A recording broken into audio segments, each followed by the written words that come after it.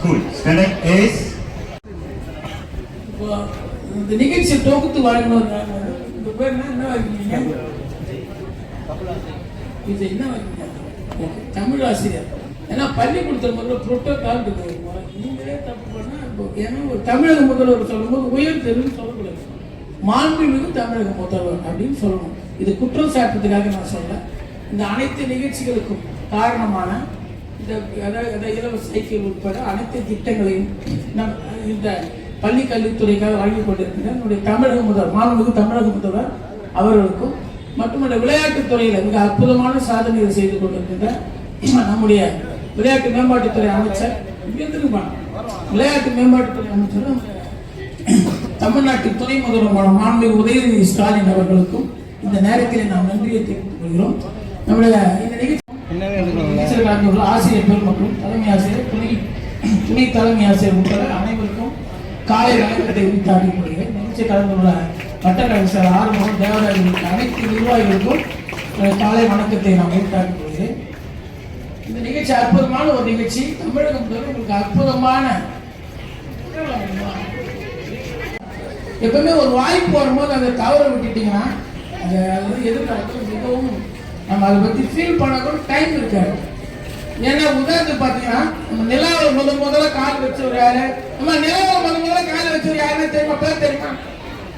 பேர் தெரியுமா? நம்ம நிலாவில் யார் வச்சத? Very good. இங்க பசங்க நல்லா படிக்கிற பசங்க வரலாற்று நெயில் ஆம்ஸ்ட்ராங். ஆனா உண்மையிலேயே இங்க இருந்து ப்ரோக்ராம் இருக்குல்ல அந்த ராக்கெட் அது வந்து கார் மாதிரி கிடையாது. இங்க இருந்து கிளம்பும் போதே யாரு வந்து அந்த பைலட் அந்த ராக்கெட்டை இயக்கணும், யார் நிக்கணும், யார் இறங்கணும், யார் மேல வரணும், அது வரைக்கும் அந்த ராக்கெட்டை யார் ஓட்டுறது எல்லாமே ப்ரோக்ராம் பண்ணிட்டு தான் போறாங்க. இங்க இருந்து ஒரு சினிமாவில் வந்து பொழுது போட்டுக்கிட்டு அது மாதிரிலாம் உங்களோட வாழ்க்கையை வீணாக்கிட்டீங்கன்னா இந்த அற்புதமான அந்த வாய்ப்பு வந்து எதிர்த்து கிடைக்காது. ஏன் சொல்றேன்னா இப்ப இந்த ஸ்கூல்ல படிக்கிற பார்த்தா 33 லட்சம் ரூபாய் கொடுக்குது அரசாங்கம். ஒரே ஒரு பொண்ணுக்கு ஞாபகம் வச்சுக்கோங்க. யாராவது கொடுப்பாங்களா? அதான் உங்களோட அப்பா அம்மாவை தவிர மாமா பெரியப்பா சித்தப்பா யாராவது கொடுக்க முடியுமா?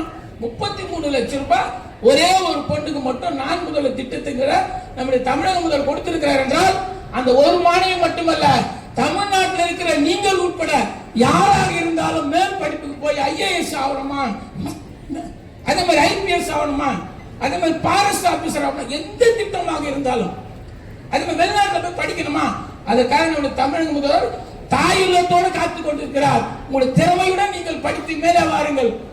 அதை உங்களுடைய நலனையும் எதிர்காலத்தை நீங்க எப்படிலாம் ஆசைப்படுறீங்களோ அதையெல்லாம் நிறைவேற்றுவதற்காக நம்ம தமிழக முதல்வர் அற்புதமான திட்டங்களை வைத்து காத்துக்கூட மாணவ மணிகளே இப்போ நீங்க செய்ய வேண்டியதெல்லாம் உண்மை கிடையாது. உங்களுக்கு வந்து அதான் எழுத்தறிவித்தவன் இறைவன் ஆவான்னு சொல்லுவாங்க. அது அந்த காலத்துல வந்து பள்ளிக்கூடம் அதை சொல்லி கொடுத்தா மட்டும் அவங்க வந்து இறைவன் சொன்னாங்க. ஆனா இப்ப நான் சொல்றேன், எழுத்து அறிவு நீங்கள் பெறுவதற்கு உதவி செய்கின்ற நம்ம தமிழக முதல்வர் அவரும் இறைவன் தான்.